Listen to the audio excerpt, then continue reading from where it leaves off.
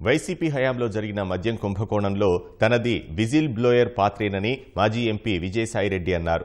దొరికిన దొంగలు దొరకని దొంగలు తప్పించుకునేందుకే తన పేరు లాగుతున్నారని చెప్పారు. తాను ఏ రూపాయి ముట్టలేదన్న విజయసాయిరెడ్డి లిక్కర్ దొంగల బట్టలు సగమే విప్పారని చెప్పుకొచ్చారు.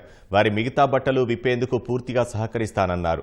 మద్యం కుంభకోణం కేసులో ఇటీవల సిట్ విచారణకు హాజరైన విజయసాయిరెడ్డి మీడియాతో మాట్లాడుతూ పలు కీలక విషయాలు వెల్లడించారు. మద్యం విధానం రూపకల్పన కోసం తన నివాసాల్లో 2 సార్లు సమావేశమైనట్లు తెలిపారు. మిథున్ రెడ్డి, రాజ్ కేసిరెడ్డి, సజ్జల శ్రీధర్ రెడ్డి ఈ సమావేశాలకు హాజరైనట్లు తెలిపారు.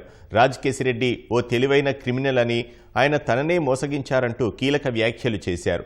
విజయసాయిరెడ్డి వ్యాఖ్యలపై స్పందించిన రాజ్ కేసిరెడ్డి ఆయనపై తీవ్ర పదజాలంతో విరుచుకుపడ్డారు. త్వరలోనే విజయసాయిరెడ్డి బండారం బయటపెడతానని ఆడియో విడుదల చేశారు. ఈ క్రమంలో విజయసాయిరెడ్డి వ్యాఖ్యలు ప్రాధాన్యం సంతరించుకున్నాయి.